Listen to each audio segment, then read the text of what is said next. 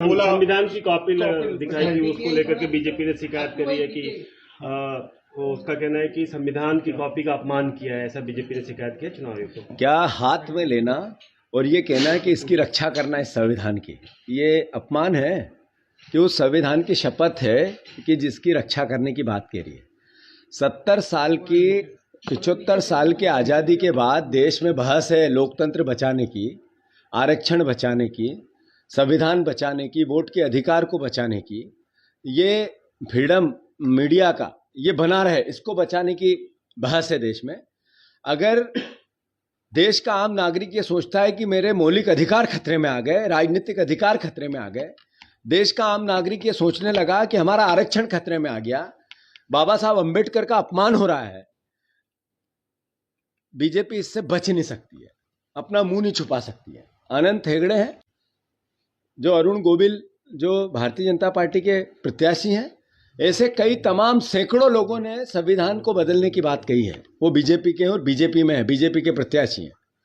देश के प्रधानमंत्री, देश के गृह मंत्री आदरणीय मोहन यादव जी तीनों सफाई दे रहे हैं कि संविधान कोई खतरे में नहीं है। ये स्थिति निर्मित क्यों हुई?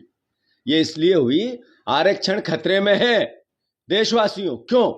प्राइवेटाइजेशन जितना हुआ उसको सरकारी उपकरण को बेचा गया, उसका आरक्षण था, सरकारी उपकरण थे, आरक्षण पद्धति से वहां व्यवस्था बनती थी, बीजेपी ने बेचा, नरेंद्र मोदी जी ने बेचा, इसी सरकार ने बेचा, तो वो आरक्षण समाप्त हुआ या नहीं हुआ? अरे बैकलॉग के पद नहीं भरे जाते हैं तो ये आरक्षण पे खतरा है कि नहीं है? अरे आपने इस देश में 30 लाख नौकरियां नहीं भरी, 30 लाख केंद्र की नौकरियां हैं, तो वहां आरक्षित वर्ग का आरक्षण खतरे में है या नहीं है? तो ये कहना कि आरक्षण खतरे में नहीं है, फिर धूल झोंकना है। 10 साल बाद देश के नरेंद्र मोदी जी की भावना पवित्र थी, तो ये बहस क्यों है? और 75 साल के आज़ादी के बाद देश के ये बहस, ये बातें क्यों चल रही है? मैं मानता हूं, फिर से मीडिया से मैं अपील करना चाहता हूं, प्रार्थना करना चाहता हूं, हम आपके फ्रीडम की लड़ाई लड़ रहे हैं, आपके लेखनी की ताकत को बनाने की कोशिश कर रहे हैं।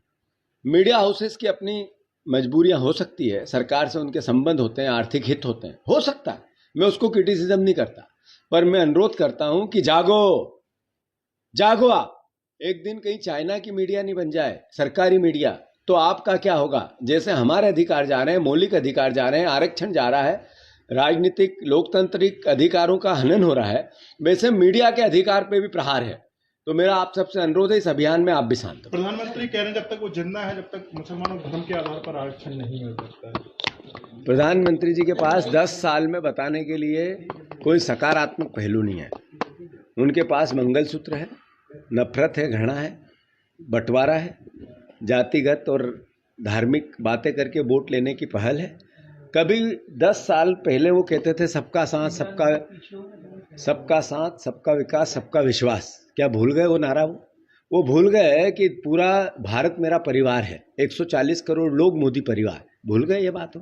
वो भूल गए ये बात कि इस देश में जो 10 साल का प्रधानमंत्री, इतने बड़े बहुमत के बाद, जब लोगों के परिजन मर रहे थे कोविड में, अपना भाई कोई खोता था, अपना पिता खोता था, आप कहते ताली बजाना है, तो सब पूरा देश ताली बजा रहा था। आप कहते थाली बजाना है, पूरा देश थाली बजाता था। मेरा प्रधानमंत्री वो भावना भूल गए और नफरत और घृणा परोस रहे हैं वापस प्रधानमंत्री बनने के लिए। देश देख रहा है, सबक सिखाएगा। सलमान